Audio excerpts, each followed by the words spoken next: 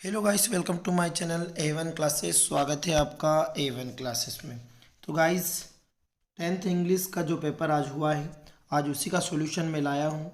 जो high school examinations हमारी 10th का है, उसी का सॉल्यूशन मैं आज लाया हूँ। शेड भी यहाँ पर आपका था। तो देख लेते हैं कितने सही हैं हमारे ऑब्जेक्टिव टाइप और किस प्रकार का पेपर आया था। डू एज डायरेक्टेड और फिल इन द ब्लैंक्स। हालांकि पेपर थोड़ा सा मीडियम हार्ड था, ज़्यादा भी हार्ड नहीं था, लेकिन जो अच्छे बच्चे हैं उन्होंने बहुत आसानी से अच्छा किया है। काफ़ी अच्छा पेपर भी गया है बच्चों का।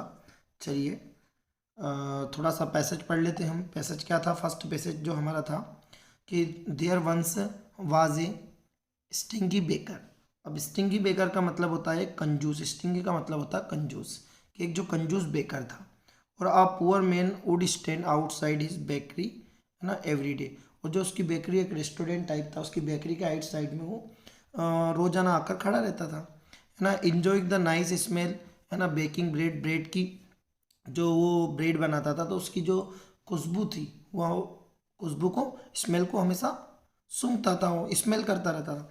तो मतलब बहुत अच्छा, जैसे बाई चांस कोई रेस्टोरेंट के पास से हम कहीं जा रहे हैं, है ना, तो मतलब वो अच्छी स्मेल आएगी, तो वो अच्छी ऐसी स्मेल को वो रोजाना वहाँ जाकर खड़ा होकर लेता था। तो अब उसके बाद है कि अब इस कारण से क्या हुआ कि the baker was very angry at the poor man. और उस गरीब आदमी के ऊपर वो बेकर बहुत ज़्यादा गुस्से में हुआ, क्योंकि ही फेल्ट द, है ना, एनोनी और who smelled his the delicious products, है ना, should pay for the smell. और वो कहता है भैया तू मतलब तूने जो मेरे प्रोडक्ट की जो स्मेल ली है, खुशबू ली है, उसके तुझे पैसे देने पड़ेंगे। तो so he took the poor man to the court. अब इस कारण से वो क्या कर, उसने जो बेकर था वो उस गरीब आदमी को कोर्ट में लेकर गया। द जज हियर्ड द बेकर्स कंप्लेंट, है ना, पेशेंटली। उसने जज ने उसको, है ना, धैर्य पूर्वक थोड़ा सा उसको सुना। और then he asked the poor man कि do you have any money. और उसने कहा कि गरीब व्यक्ति से कि तुम्हारे पास पैसे हैं। तो द पुअर मैन क्या कहता है, देखो आप, the poor man search in his pocket. Poor man ने अपनी जो पॉकेट में सर्च किया, है ना, product to smell small coins. मतलब उसके पास दो छोटे सिक्के निकले उसके पास से। और this is all the money, है ना, आई है। उसने कहा कि मेरे पास इतने ही पैसे। और ही सेड टू द जज, उसने जज से कहा। अब द जज टुक द कॉइन्स, है ना, फ्रॉम द पुअर मैन। ठीक है, मतलब उसने कॉइन बताने के लिए उससे कहा, उस गरीब व्यक्ति से। The baker smiled and eagerly held to his hand out, है ना, हिज हैंड्स। अब भैया क्या हुआ कि बट द जज did not give the baker the money. अब उसने वो पैसे लेने की कोशिश की, देखो उसने बेकर, द बेकर स्माइल, है ना, द बेकर स्माइल्ड, इसमें मतलब वो बहुत हंसा। एंड ईगरली, है ना, held out of his hand, मतलब उसने हाथ में लेने के लिए उसने हाथ।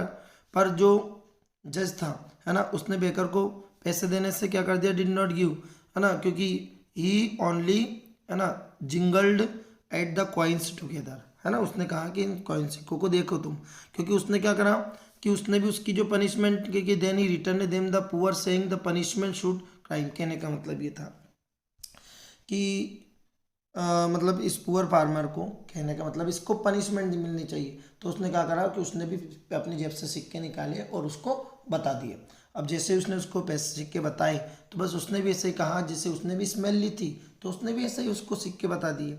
तो मतलब इस जो हमारे जो ये चैप्टर है, तो इस चैप्टर से हमें ये सीख मिलती है। देखो, जैसे को तैसा। अब जैसे को तैसा हम इसके क्वेश्चन, ऑब्जेक्टिव टाइप क्वेश्चन करते हैं। देखिए, इसके ऑब्जेक्टिव टाइप क्वेश्चन हमारे बहुत ज़्यादा ईजी है। देखिए, तो पहला जो फर्स्ट क्वेश्चन है हमारा कि give the suitable of title. तो टाइटल हमारा क्या हो जाएगा, टिट फॉर टेट, जैसे को तैसा भी मैंने बताया। लेकिन ऑलमोस्ट बच्चे क्या कर कर आए हैं कि there is a will there is a way. मतलब जहाँ चाह है वहाँ राह है ना, जहाँ चाह होती है वहाँ राह बन जाती है। पर इसका जो एग्जैक्टली जो आंसर, करेक्ट आंसर है वो टिट फॉर टेट है, जिससे को तैसा। चलिए नेक्स्ट, अगला क्वेश्चन है हमारा, है ना, रिच जो शब्द है उसका ऑपोजिट मीनिंग लिखना है। तो रिच का क्या हो जाएगा हमारा, पुअर आ जाएगा। ठीक है, the poor man stood outside the bakery. क्या करता था वो, जो गरीब आदमी उसकी बेकरी के साइड में खड़ा रहकर, to enjoy the smell baking bread. तो थर्ड वाला सी वाला करेक्ट आंसर होगा, है ना। और लास्ट वाला the baker took the poor man, जो बेकर था वो पुअर गरीब आदमी को कहाँ लेकर गया था, तो कोर्ट लेकर गया था। ठीक है, तो ये इसके 4 ऑप्शन। पांचवा ऑप्शन जो हमारा क्वेश्चन है उसका ये था कि how many coins were found the poor man's pocket, है ना, उस गरीब व्यक्ति की जेब में कितने पैसे थे, कॉइन्स थे, तो 2 कॉइन्स थे, है ना। हमने पूरी अच्छी तरीके से इसको पढ़ लिया था।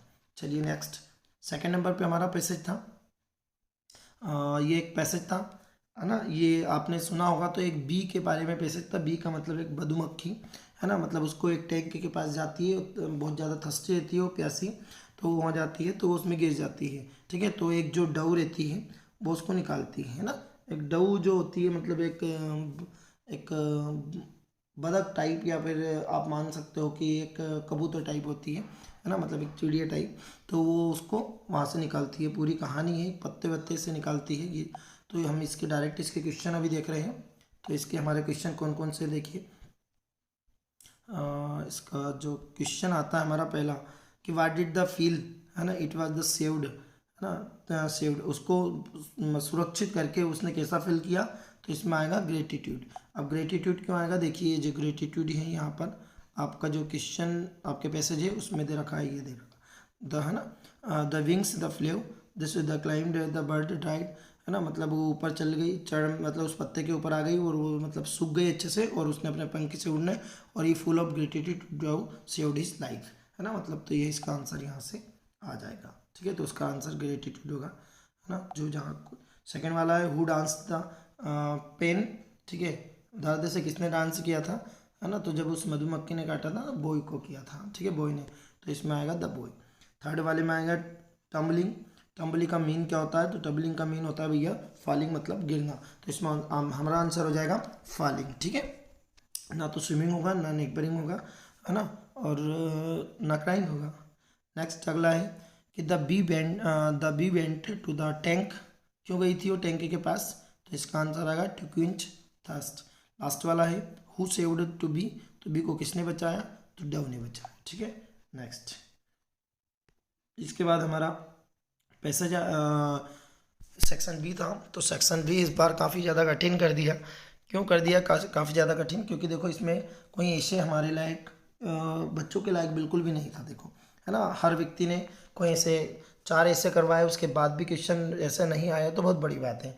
तो लेकिन बच्चों ने क्या किया कि आसानी से इसको बनाकर आ गए थे, जितने भी वर्ड में इनको लिखना था, देखो, है ना, ऑनलाइन एजुकेशन है ना, डिसएडवांटेज ऑफ सोशल मीडिया है ना, पॉपुलेशन ग्रोथ के बारे में लिखना था, या इलेक्ट्रिक व्हीकल्स के बारे में, या वुमेन ना एम्पावरमेंट के बारे में लिख देते, तो बहुत सारे बच्चे कुछ लिख कर आए हैं। या फिर आप इंपोर्टेंस ऑफ इंग्लिश के ऊपर आप एक पैराग्राफ लिख कर आ जाते तो ज़्यादा बेटर रहता। ठीक है, नेक्स्ट, है ना, अगला जो आता है हमारे नेचर के बारे में पूरा का पूरा, देखो ये सुबह भोर का समय है, सुबह का डान का समय था ये, है ना, इस पिक्चर के ऊपर। तो इसके पिक्चर के ऊपर लगभग आपको 75 वर्ड में इसका पैराग्राफ पिक्चर गाइड करनी थी। ठीक है, नेक्स्ट थर्ड, नेक्स्ट अगला जाता है, देखो हमारा जो पैसेज आया था नॉट मेकिंग समरी का, तो नॉट मेकिंग समरी का जो हमारा पैसेज था, देखिए कि since the began of the natural board, है ना, level the mix the forest of Himalayas here the, तो ये पूरा का पूरा एक हिमालय के ऊपर था हमारा। ठीक है, हम किसके ऊपर था, हिमालय पर्वत के ऊपर। तो पर्वत श्रृंखलाओं के बारे में इसमें बताया था, तो आप इसके अच्छे से पॉइंट काफ़ी ज़्यादा अच्छे से नोट्स बनाकर आए होंगे। ठीक है, और इसका जो टाइटल हो जाएगा हमारा इम्पोर्टेंट, है ना, इम्पोर्टेंस ऑफ फॉरेस्ट, या इम्पोर्टेंस ऑफ फॉरेस्ट, है ना, या फिर हिमालय वीक द हिमालय। ठीक है, मतलब कुछ ऐसा, हाँ, ऐसा जो वर्ड है इसमें यहाँ पर आ जाता है। ठीक है, तो इसका जो पैसेज है इसका टाइटल इम्पोर्टेंट ऑफ फॉरेस्ट, है ना, बहुत ज़्यादा महत्वपूर्ण है फॉरेस्ट। देखो कुछ बच्चे द फॉरेस्ट वगैरह के आते हैं आए हैं, तो उसका हो सकता है इसका आंसर मिल जाए। और एब्रीवेशन देखो हमने आपको एब्रीवेशन बताई थी, तो कीवर्ड है, तो कीवर्ड लिख कर आते हैं आप, और टाइटल आप लिख के आए काफ़ी ज़्यादा, है ना। एप्लीकेशन हमारी वही आया हायर सेकेंडरी वाली, है ना, स्कूल लिविंग सर्टिफिकेट की। अब देखो यहाँ पे मानस और मानसी दोनों में से किसी एक का यूज़ करना था आपको। ठीक है, आप यहाँ, है ना, दोनों लिख के नहीं आना था।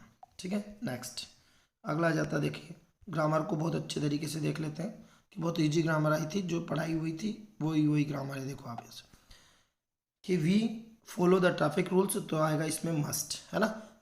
देखो इसमें शुड इसलिए नहीं आएगा क्योंकि शुड एडवाइस देने के लिए यूज़ होता है। ठीक है, और पास्ट में यहाँ पर मास्ट का यूज़ होता है, और पास्ट का सेंटेंस नहीं था। नेक्स्ट डाइट, डाइट शब्द के बाद, ठीक है, ऑफ का प्रयोग किया जाता है यदि मौत का कारण बीमारी हो, तो और एक कैंसर एक बीमारी है, इसलिए यहाँ पे OF हो पाएगा, है ना। रितु हैज़ फ्रेंड्स, तो इसमें आएगा मैनी फ्रेंड्स, ठीक है, क्योंकि दोस्तों को गिन सकते हैं इसलिए मैनी का प्रयोग, नेगेटिव होता तो एनी का यूज़। नेक्स्ट सी, इसमें आएगा सिंग्स। अब इसमें सिंग्स क्यों आएगा, क्योंकि सिंगुलर सब्जेक्ट के साथ सिंगुलर वर्ब्स, ठीक है। 5, अरे मे यू लीव, ठीक है, मे यू लीव लॉन्ग। देखो आशीर्वाद देने के लिए हमेशा, है ना, या इच्छा, डर, उम्मीद को प्रकट करने के लिए मे का यूज़ करते हैं मॉडल वर्ब, है ना। जुलाई कम्स, है ना, बिफोर अगस्त, मतलब जुलाई अगस्त के पहले आती है, ठीक है, ना कि बाद में, तो इसमें बिफोर आएगा। Ashoka was one of the, ठीक है, द ग्रेटेस्ट सुपरलेटिव डिग्री है, इसलिए क्या आएगा, द आएगा, ठीक है। आई होप कि ये सारे फिल इन द ब्लैंक्स आपके सही निकलेंगे, ठीक है। नेक्स्ट डू एज डायरेक्टेड देख लेते हैं।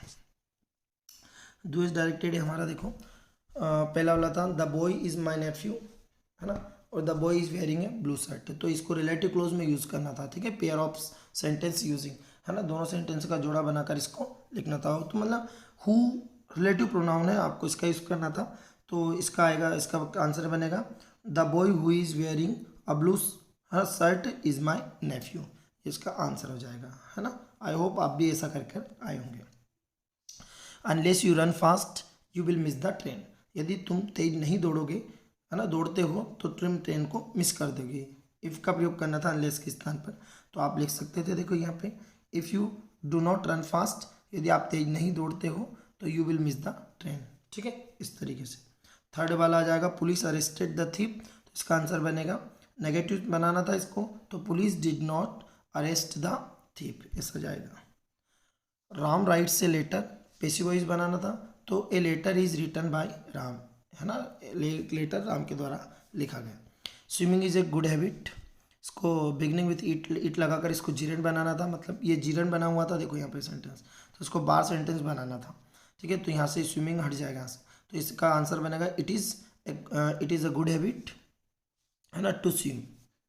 और next Mamta goes to school every day, तो इसका आंसर बनेगा, इंट्रोगेटिव बनाना था, ठीक है, तो does Mamta go to school every day, और क्वेश्चन मार्क आ जाएगा आपका यहाँ पे, ठीक है। और लास्ट वाला था टू का प्रयोग करना था, तो ही इज टू फैट और टू रन फास्ट, ठीक है, देखो ही इज सो फैट। अब ये जो आंसर था ना, इसका क्वेश्चन था कि ही इज सो फैट, मतलब वो इतना ज़्यादा मोटा है, तो he can not run fast, है ना, और he is too fat to run fast, simple सी बात है, ठीक है। नेक्स्ट, आई होप कि मतलब सभी सही निकली होगी आपकी। और ये जो हमारा फुटप्रिंट, अपना फुटप्रिंट का कि जो हमारी फ्लेमिंगो है उस बुक का एक्सट्रैक्ट था ये, और ये एक्सट्रैक्ट हमारा, सॉरी फ्लेमिंगो बुक नहीं, फर्स्ट फ्लाइट का था ये, है ना, जो फर्स्ट फ्लाइट चैप्टर है ना, मतलब बुक है हमारी, उसी का था ये। और फर्स्ट फ्लाइट का जो हमारा, और ये ब्लैक एरोप्लेन वाला था, है ना, फर्स्ट फ्लाइट एक चैप्टर, उसका उसी के चैप्टर के बारे में था ये। तो पहली उड़ान के बारे में, तो पहली उड़ान के बारे में तो सिगल वाला था, और वो उसके दूसरे उसमें दूसरी जो कहानी थी वो अपनी द ओल्ड डकोटा वाली थी, तो एरोप्लेन द ब्लैक एरोप्लेन। तो देखिए देखिए यहाँ पे, तो इसमें आ जाएगा, पूरा आप पढ़ोगे तो समझ में आ जाएगा, द मून वाज कमिंग, है ना, इन द ईस्ट, है ना, बिहाइंड मी एंड स्टार्स वर, इसको पढ़ोगे तो आप क्लियर साइन, ठीक है। तो हाउ डज द वेदर, उस समय पायलट जब ये इसको एरोप्लेन को स्टार्ट किया था, मतलब उड़ाने के लिए उसने, तो मतलब लगभग चलने वाला था वहाँ से, मतलब टेक अप करने वाला था, उस समय मौसम कैसा था, तो मौसम क्लियर था, है ना, यहाँ स्पष्ट दिखाई दे रखा है, देखो ये मौसम क्या था अपना, यहाँ पे क्लियर था, ये वाला इसका आंसर, ठीक है। और चलिए नेक्स्ट, अगला जो आता है, देखो अगला जो क्वेश्चन आएगा उसका अगला पे, pilot was going to England, कहाँ जा रहा था, पेरिस से इंग्लैंड जा रहा था। The above passage had been taken from, तो ये ब्लैक एरोप्लेन से लिया गया है, ठीक है। जो पोएम थी हमारी, वो पोएम हमारी क्या आएगी, देखिए, है ना, the fog comes on the little cat feet, है ना, मतलब जैसे कोहरा कैसे आता है, जैसे जो बिल्ली का बच्चा होता है ना, उसी की तरह आता है ना, इट्स लुकिंग हार्बर।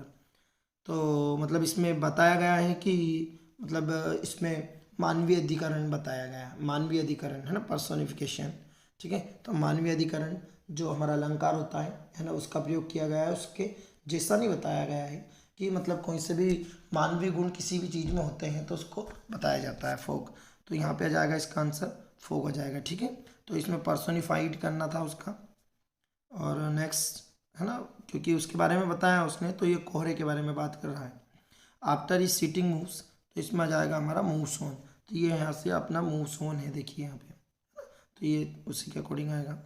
नेक्स्ट अगला देख लेते हैं, लास्ट वाला इसका देखो, the poet of the above poem, poem को किसने लिखा, तो कार्ल सैंडबर्ग ने लिखा है। ऑब्जेक्टिव टाइप क्वेश्चन थे हमारे, according to national mandate it comes naturally to woman art to love, है ना। एनी की डायरी का नाम क्या था, किटी, ठीक है। और Coorg is famous for coffee, coffee के लिए कुर्ग फेमस था। लास्ट वाला हमारा क्या आता है यहाँ पे कि what name was in given otter, तो इसका मिजबिल था, ठीक है। ऑटर का नाम क्या था, मिजबिल था। और जो हमारे क्वेश्चन आंसर थे, देखिए नोट्स के क्वेश्चन काफ़ी है इसमें, तो घुमा फिरा कर पूछा था, बच्चे सिर्फ इसी में थोड़ा से घबरा गए थे, बाकी कोई दिक्कत वाली बात नहीं है ना। पैसेज जो हमारे नोट्स से बने हुए हैं प्रीवाइज पैसेज उठा के देख लेना, उससे रिलेटेड क्वेश्चन ही है पूरे के पूरे, है ना। कुछ 2-4 क्वेश्चन जो नहीं आए हैं, जैसे कि ये वाला क्वेश्चन जो हमने हमारे नोट्स में क्वेश्चन है, देखिए ये वाला फर्स्ट, ये वाला है, ये वाला है, ठीक है, ये वाला भी कराया है, ठीक है। तो ये क्वेश्चन बहुत ज़्यादा ईजी थे।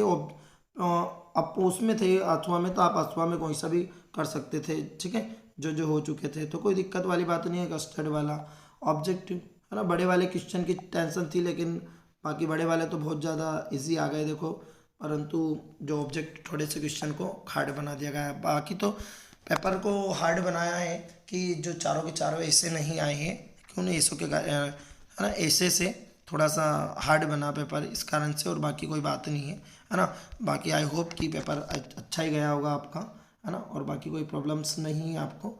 यदि चैनल पर नए बने हैं तो चैनल को लाइक करें, सब्सक्राइब करें, ताकि नए नोटिफिकेशन हमारे पास पहुंच सके, ठीक है गाइस। स्पोकन की क्लास भी आपकी ऑनलाइन होने वाली है, धीरे धीरे करके आपको ऑनलाइन की हर चीज़ें हमारे A1 क्लासेस पर आपको मिल जाएंगे, ठीक है। आपको A1 क्लासेस टाइप करना, A1 क्लासेस यूट्यूब पर, तो आपको हमारा चैनल मिल जाएगा, ठीक है। Okay, thank you.